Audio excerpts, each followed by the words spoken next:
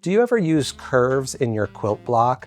You know, most of the quilt blocks we make are geometric shapes and all straight lines and angles and all that, but you don't have to do that. I'm going to show you how to put gentle curves into your quilt block. So for this, I'm starting with 2 pieces of fabric. I've just laid them on top of each other. And with my rotary cutter and a brand new blade, I'm going to freehand, I'm just going to cut a gentle curve into this block twice. Okay, so watch. I'm not following any kind of thing. There's one cut, and here is the second cut. Now look, when I pull these apart, you can see that we have done a gentle curve here. Now what I'm going to do is separate these out, because you can actually get 2 different quilt blocks from this because we use 2 different pieces of fabric. So see, they're beautiful. They're going to look really nice together. So now I'm going to show you how to join these together.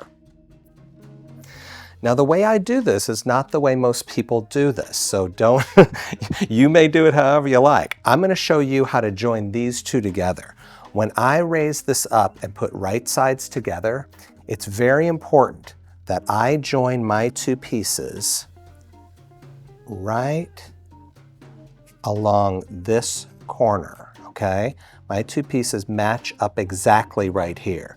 Now, most people, when they're doing curves, take pins out, they start pinning it here, they match the peaks and they match the valleys, and you can pin it to death. And you can do that, okay? I'm just showing you an alternative way that I do it, where I can move the fabric while it's in the machine. So it's not the easiest way, but it's still a very effective way. All right, this is our important corner, remember. I'm gonna put this in the machine using a 1/4 inch seam allowance, and I'm gonna drop the needle. And here's where the fun begins. Okay, so my needle is down, and I want to show you, here are my 2 pieces of fabric, right? They are movable because I'm not pinning this project, and again, you can pin if you like. As I sew down this curve, my primary goal is the edge of this blue fabric. I want to keep the edge of the blue fabric close to this spot on my presser foot. That's my 1/4 inch mark. You know, you can't be perfect with a curve, but that's my main goal.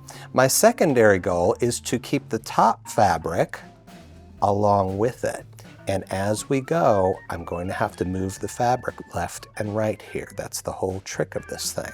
It does work, and it works beautifully. So here we go.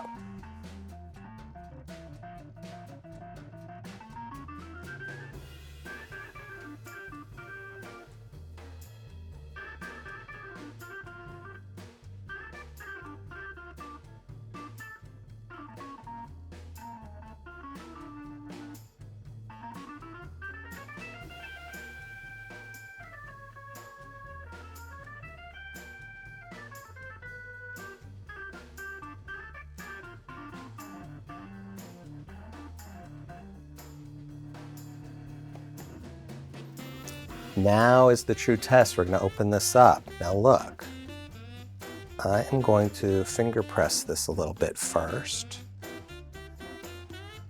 That's going to look really nice. I'm just going to take a hot iron and press it here.